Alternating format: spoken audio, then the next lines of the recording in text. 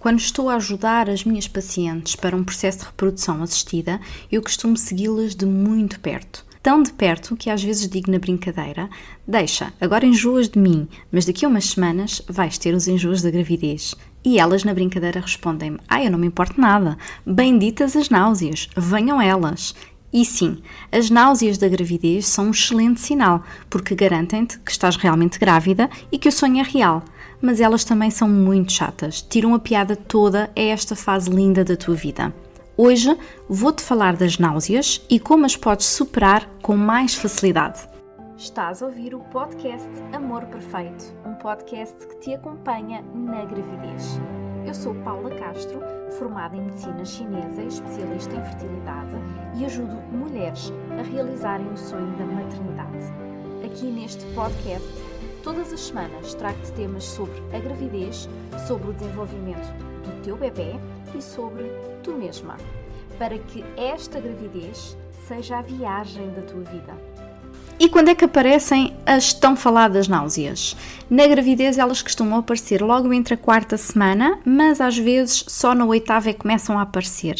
Portanto, se não sentires náuseas, não te preocupes. Aliás, existem grávidas que nem sequer as chegam a sentir.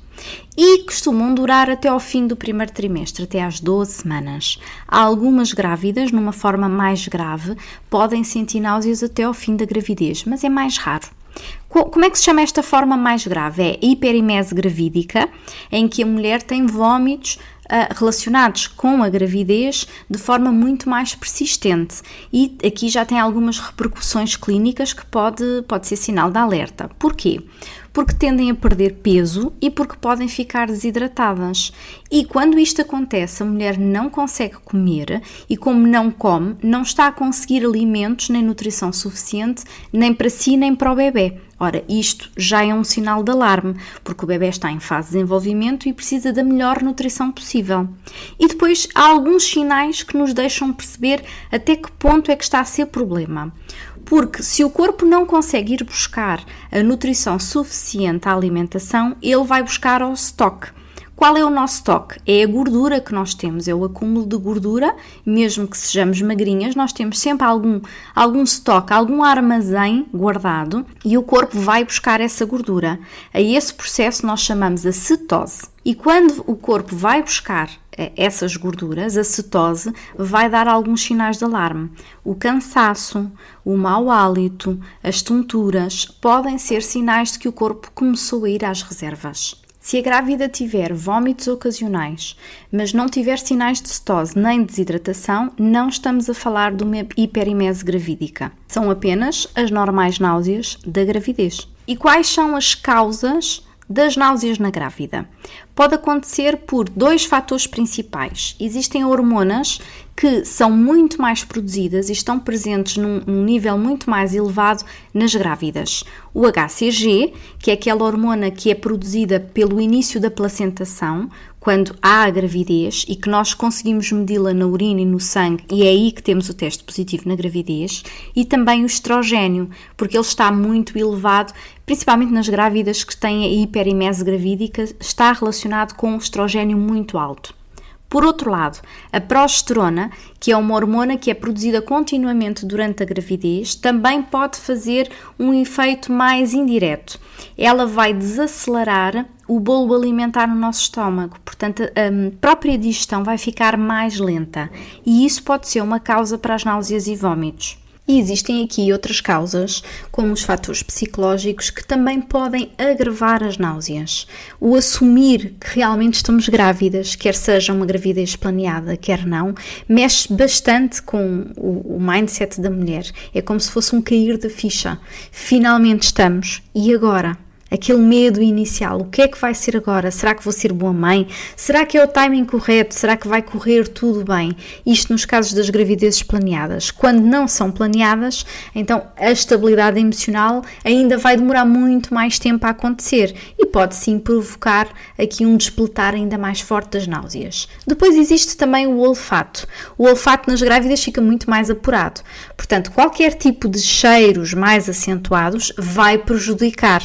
Então, mais uma vez, não é a causa, mas pode prejudicar. E quais são os sinais de alerta? Quando é que nos temos que preocupar logo? Se houver dor abdominal, dor de cabeça, febre, se houver sangue no vômito, se calhar isto não tem nada a ver com a gravidez e precisamos de alertar o médico obstetra porque pode haver aqui outras causas não relacionadas com náusea na gravidez. Se houver sinais de desidratação, também é um sinal de alerta que te deves preocupar. Quais são os sinais? Ter menos urina, transpirar menos, ter mais sede, ter a sensação de boca seca, o coração que acelera muito, se tiveres tonturas ao levantar-te, se te sentires confusa, fraca ou até mesmo dormente só de um lado do corpo, com problemas na fala, a articular as palavras ou no raciocínio, isto podem ser sinais de desidratação. Em suma, o que é que deves dizer ao teu médico? Quando começaram os vômitos? Quanto tempo é que eles duram? Quantas vezes por dia? O que é que alivia? O que é que piora? Qual é o aspecto visual dele? O que é que parece o vômito? E outros sintomas que tu até possas não estar a relacionar diretamente com as náuseas. E também, se já estiveste grávida anteriormente, como é que te comportaste em termos de náuseas nas gravidezes anteriores? Como é que a coisa correu? E o que é que a medicina tradicional chinesa tem a dizer sobre isto? Segundo a medicina chinesa, existe um vaso especial que na altura da gravidez se vai fechar, que se chama o Shongmai. E quando ele fecha, ele vai passar a ação para o estômago. É como se o estômago ficasse sobrecarregado. E a energia do estômago, o Qi do estômago, em vez de fazer a sua direção, o seu trajeto normal, vai inverter como uma espécie de adaptação a tudo o que se passa aqui, vai inverter o seu fluxo e ao inverter vai causar as náuseas e os vômitos. E repara só como as duas medicinas se conjugam tão bem. A medicina tradicional chinesa diz isto, por outro lado, a medicina ocidental explica que normalmente o nosso trato gastrointestinal ele relaxa e os músculos vão impedir que o refluxo do estômago vá para o esófago, de forma a torná-lo menos eficiente. Só que na gravidez há uma tendência para isso funcionar ao contrário, a tal inversão do Qi que a medicina chinesa diz. E quando isto acontece, provoca um aumento do fluxo de ácido no esófago. Também existem explicações antropológicas que são muito interessantes.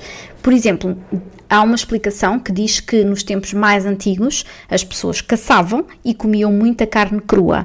E nós sabemos que a carne crua pode ser portadora de bactérias. E os enjoos serviam principalmente ali naquela primeira fase da gravidez, em que o bebê é muito mais vulnerável, para proteger a grávida, porque eles evitavam que o feto fosse exposto a toxinas, porque mesmo que a mãe tolere estas toxinas, o bebê podia não tolerar.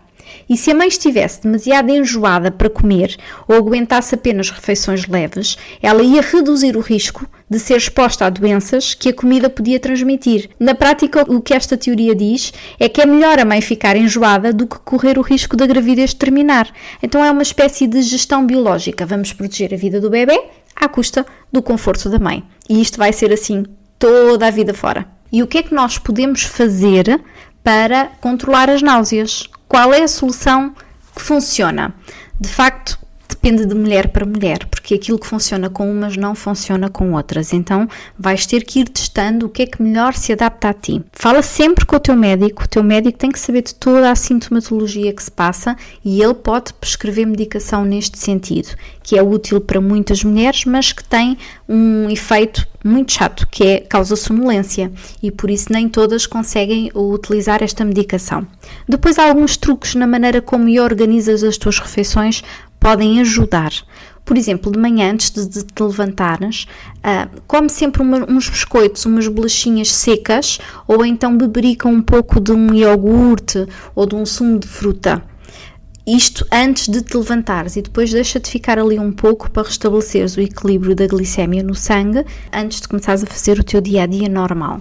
Depois há mulheres que reparam que o gengibre fresco durante a manhã, nos sumos, por exemplo, assim ali umas 2 semanas seguidas pode ajudar bastante. Outros truques, comer ou beber em pequenas quantidades com muito maior frequência, várias vezes ao dia. Tentar comer antes de teres fome, antes da glicemia baixar.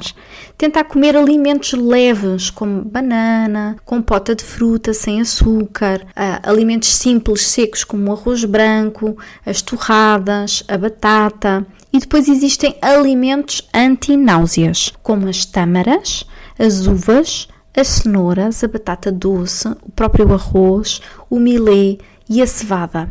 E o que deverias evitar seria todos os crus, o excesso das saladas, os laticínios, os frios, os alimentos gordurosos e, claro está, o álcool. Outros truques: comer comida fria, sem cheiro, para pouparmos aqui um bocadinho o nosso olfato. Beber bebidas frias, com gelo e sempre fora das refeições e em poucas quantidades.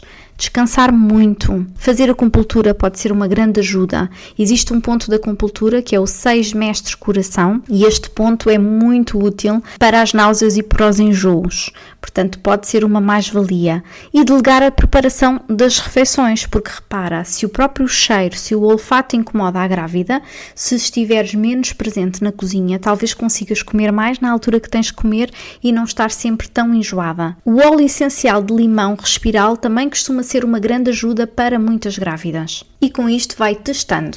Eu vou-te deixar aqui um link para poderes fazer um download de um mini e-book com um plano de combate aos enjoos. Na descrição do nosso episódio podes encontrar, subscreve e vais receber por e-mail mais dicas úteis sobre este assunto. E agora já tens aqui muitas dicas para poderes eliminar, para poderes controlar as náuseas. Por favor, testa todas elas. E eu espero que te ajude a tirar mais proveito deste primeiro trimestre, porque é só uma fase. De facto, tudo passa. Aproveita ao máximo, usufrui, tira fotografias, aproveita, fala com o teu bebê, faz o máximo que puderes para que todos estes pequenos desconfortos tenham uma relativa importância muito pequenina e para que não abafem, para que não apaguem o brilho que uma grávida tem. E chegamos ao fim de mais um episódio do Amor Perfeito, o podcast que te acompanha na gravidez. Já sabes que podes deixar mensagens dos temas nos comentários. Tudo aquilo que te preocupa ou que gostavas de saber, eu trago para ti. E nós temos encontro marcado para a próxima quinta-feira.